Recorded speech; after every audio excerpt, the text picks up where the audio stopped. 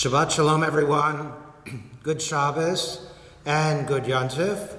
And as we begin Yom Kippur and Kol Nidre, we bring together two of the holiest days of the year, both Yom Kippur and, of course, Shabbat. I'll warn you, because of that, we're going to be reading in the Machzor everything which is also in red, which is going to add to the length of the services, probably about 3 minutes. But in any case, I first want to speak about the beginning of Yom Kippur and then the very end of Yom Kippur. The very beginning is Kol Nidre. And if you look at the translation, which is in the future tense, it means all vows. This is not a prayer, it's not a psalm, it's not a song, it's not a meditation. It actually comes before the service itself. It's a legalistic formula, which actually says all vows that I make from this year to the next year are null and void. I'll say that again. Those vows are null and void. And this was misunderstood by many through the ages to mean that you can't really trust somebody who's of the Jewish faith because they can make vows, they can enter into agreements, and then Yom Kippur rolls around and everything is forgotten or forgiven. But that's really not the case. Many feel this goes back to 14th century Spain, the time of the Inquisition, and it was a time when Jews were either forced to convert to Catholicism or be put to death. And many felt that outwardly they had to convert, but they practiced their Judaism in private and in secret. And those Jewish customs would carry on for maybe a generation or two, but in time they were all forgotten. There are conversos still with us. Many live in the Southwest, and they would trace their background really to those who still tried to hold on to whatever Judaism they could. We're going to begin with the magnificent Kol Nidre chant. It's so beloved. We're going to do this 3 times.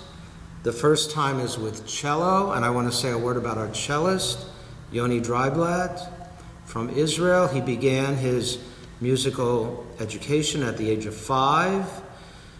He is a very talented musician, and the cello he's going to be playing is actually a replica of a 1707 Stradivarius cello.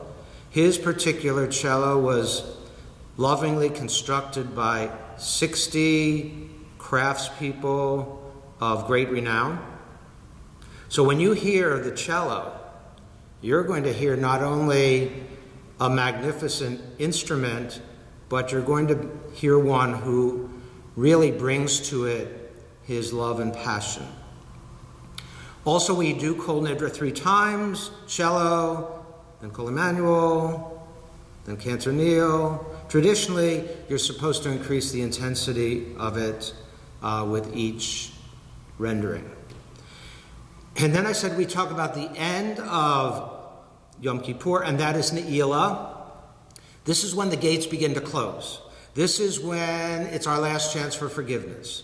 And we now have a very beautiful custom that as we begin Ne'ilah, the closing service, we have everyone who would like to, and most people really want to, come up on this bima right before me in front of the open ark and give their own personal, private prayer. And it is very moving and very touching, and I think one of the highlights of Yom Kippur. Finally, we end Ne'ilah with the sounding of the shofar for the last time at the end of the holiday.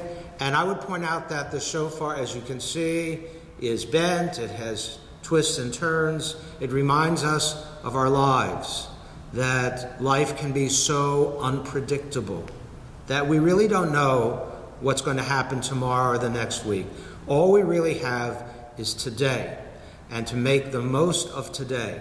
We look forward to sharing this beautiful, reflective, solemn day with you, and good Yom Tov and Shabbat Shalom, and your services are noted on those tickets, and we look forward to seeing you soon. Good Yom Tov, Shana Tova.